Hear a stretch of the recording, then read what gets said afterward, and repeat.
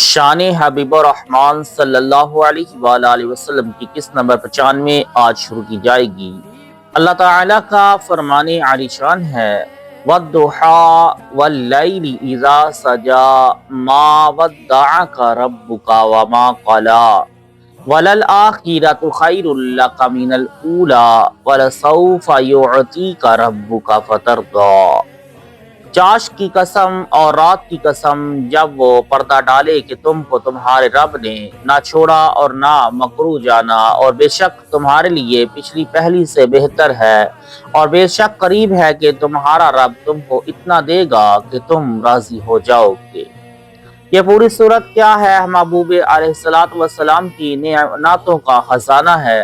اگر اس کی تفسیر کی جائے تو دفتر چاہیے، کچھ اختصار کے ساتھ عرض کرتا ہوں، حضور علیہ السلام قبول فرما دے، آمین۔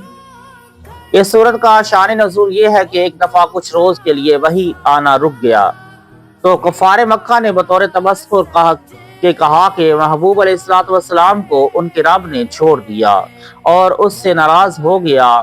ان بے دینوں کے جواب میں یہ سورہ شریف نازل ہوئی جس میں رب نے قسم کے ساتھ فرمایا کہ میں نے اپنے محبوب کو نہ چھوڑا اور نہ میں ان سے ناراض ہوا، مگر لطف یہ ہے کہ کہا تھا کفار نے، مگر جواب دیا گیا حضور علیہ السلام کو کہ اے پیارے، فلاں فلاں چیزوں کی قسم تمہارے رب نے تم کو نہ چھوڑا نہ بڑا جانا۔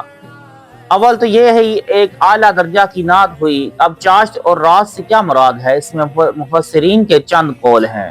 ایک تو یہ کہ چاشت یعنی دوپہر سے مراد وہ دوپہر ہے جب کہ حضرت موسیٰ علیہ السلام معجزے میں جادوگروں پر غالب آئے اور جادوگر سجدے میں گرے، جس کو قرآن کریم نے بیان فرمایا ہے وَأَن يُحْشَرَ النَّاسُ ضُحًى، اور رات سے مراد معراج کی رات ہے، تو معنی یہ ہوئے کہ اس دوپہر اور معراج کی رات کی قسم۔ دوسرا قول یہ ہے کہ دوپہر سے مراد رخ پاک مصطفیٰ ہے اور رات سے مراد آپ کے گیسوئے پاک ہیں، یعنی آپ کے چہرہ انور کی قسم جو مثل روشن دن کے ہے، اور آپ کے ان مبارک گیسوؤں کی قسم جو کبھی کبھی اس آفتاب پر مثل رحمت کے بادل کے پڑ جاتے ہیں، یعنی آپ کے چہرہ پاک پر آپ کے گیسو چھا جاتے ہیں۔ نہ تو آپ کو رب نے چھوڑا اور نہ ناراض ہوا، کیونکہ آپ ہیں محبوب اور بھلا محبوب بھی چھوڑے جاتے ہیں۔ مسئلہ ادھر بیان کرتے ہیں مصنف کے چاشت کی نماز سنت ہے، اور اس کا وقت جب سے شروع ہوتا ہے کہ آفتاب بلند اور گرم ہو جائے اور زوال پر ختم ہو جاتا ہے، اور اس نماز میں یا تو 2 رکعتیں ہیں یا 4 ایک ہی سلام سے۔ آخرت پہلی سے بہتر ہے، اس کی 2 تفسیریں کی گئی ہیں۔ ایک تو یہ کہہ کر کے دنیا سے آخرت آپ کے لیے بہتر ہے، کیونکہ یہاں بعض بدگو دشمن بھی ہیں اور اس وقت کوئی بدگو نہ ہوگا، سب پر آپ کی عزت کا ظہور ہوگا۔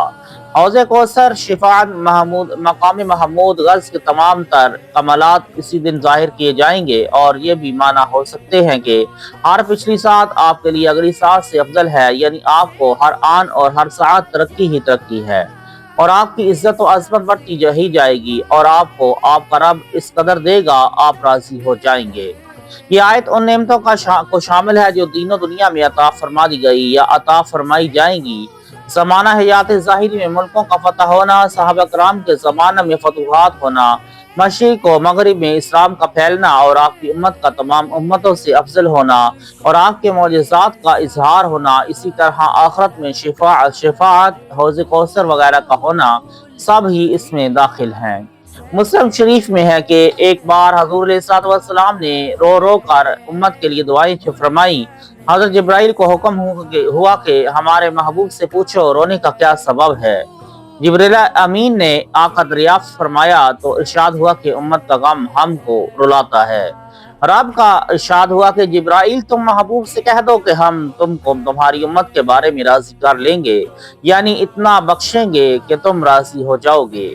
دوسرے حدیث پاک میں ہے کہ حضور علیہ السلام نے اس آیت کو سن کر فرمایا کہ جب تک میرا ایک امتی بھی دوزخ میں رہے میں راضی نہ ہوں گا۔ تمام لوگ تو رب کو راضی کرنے کی ہزار کوشش کرتے ہیں، مگر محبوب علیہ السلام کی وہ شان ہے کہ رب تعالیٰ ان کو دے دے کر مناتا ہے۔ حضور علیہ السلام کے والدین ماجدین کی بخشش بھی اس میں شامل ہے یا نہیں ہو سکتا کہ فرزند جنت میں ہوں اور والدین جہنم میں؟ اس کی پوری بحث ہم لقد جاءکم رسول میں پیچھے کر چکے ہیں۔